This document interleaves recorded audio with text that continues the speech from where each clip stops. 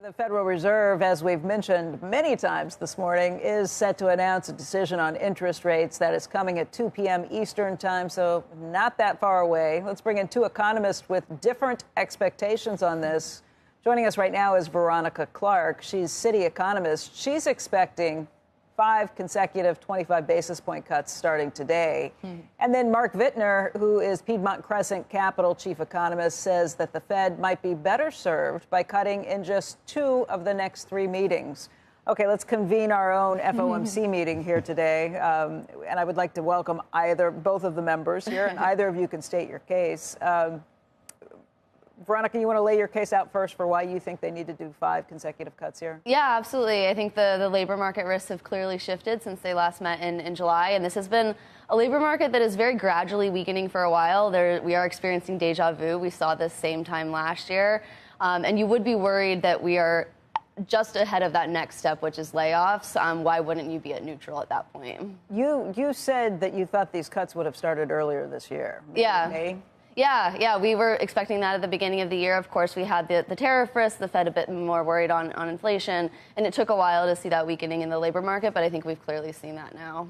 Mark, why do you think 2 out of the next 3 meetings will cut, 1 won't? Well, I think that they should, I suppose. I think they need to find balance. There's still a risk that tariffs are going to turn out to be worse than we've seen so far. And there's no question the labor market is weakening, but you're going to go ahead and cut today anyway. I think October is a game day decision. We see what happens with employment and inflation between now and then. And then I think it's also important that they get their messaging right, because long-term rates are really what's important here. The housing market is dead in the water. And if we don't get mortgage rates down, and we really need to get mortgage rates close to 6, well, what builders tell me, they really need rates below 6 in order to get housing going again. And you're not going to do that if you ease aggressively. If you ease too aggressively at a time when inflation's going up, long rates are going to go up, the curve's going to steepen, and you're going to accomplish more by doing less. What do you think of that? Yeah, I think it's a fair argument, but I think the way that we've seen the market reacting to the dovish labor market data that we've had, we've seen 10-year yields come down, and that's a market that's expecting the Fed to be cutting. Obviously, that's consistent with getting to something like 3%, which is what we're expecting, and that can be consistent with 10-year yields still coming down. Neither of you have mentioned inflation. Do you not worry that that's a looming risk with the tariffs, or do you think that was overplayed from the get-go? Well, I think it's a looming risk if the Fed eases aggressively, if they accommodate the tariffs, if they keep monetary policy modestly restrictive, then if consumers have to spend more on imported goods, they have less to spend on other things. And that's essentially what we're seeing right now. We're seeing that services prices, for the most part, are moderating. We had a little bit of a hiccup last month, but just a little bit of one. And people are spending less on services which are domestically produced. But they're not spending less, so it means they're spending more on the goods that they're buying. They're spending more on goods, and since they're spending more on goods, they have less to spend on everything else. And you think back to the 1930s when the last time we had tariffs approaching these levels. 75% of what we bought were goods, 25% were services.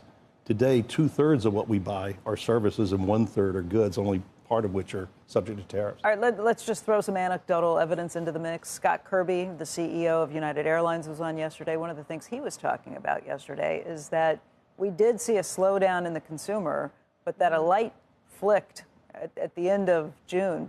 Basically, the light switch went on and consumers started spending again and started traveling.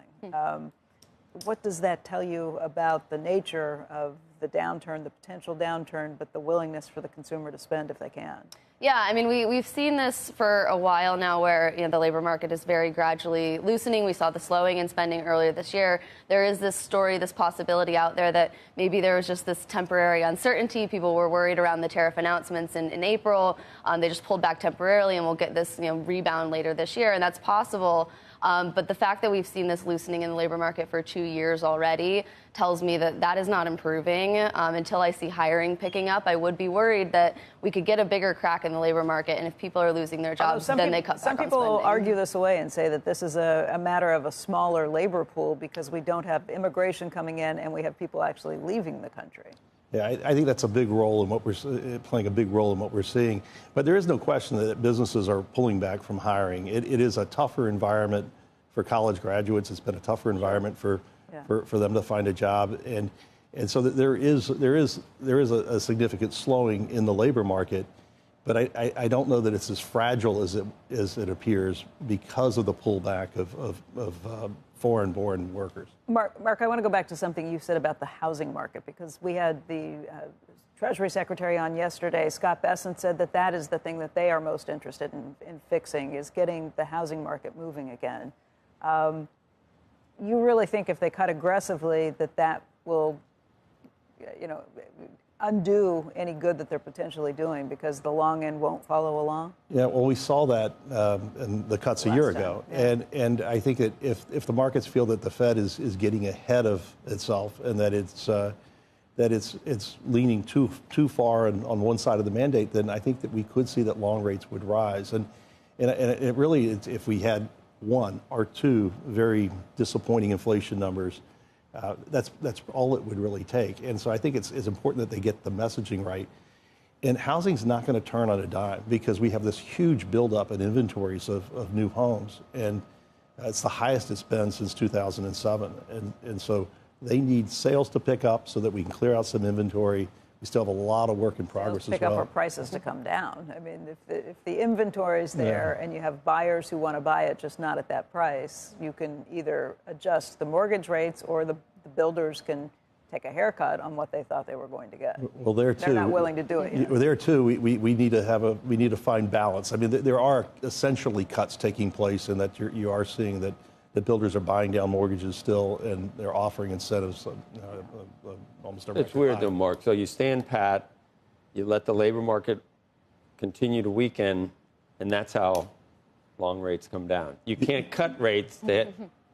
Let's raise rates. Let's raise rates so that so that long rates come down. No. You don't cut rates aggressively. You find the right balance. You cut rates really in September. Based on inflation. And so it's really based on what happens with near-term inflation. But what we're talking about really is the dot plot, and we don't have 5-6 rate cuts in the dot plot. We have 2 this year, maybe 1 or 2 next year. Right. Okay. It's weird. Cut rates and rates go up. Well, we've got very recent experience with that. You wonder why people look at Wall Street and go,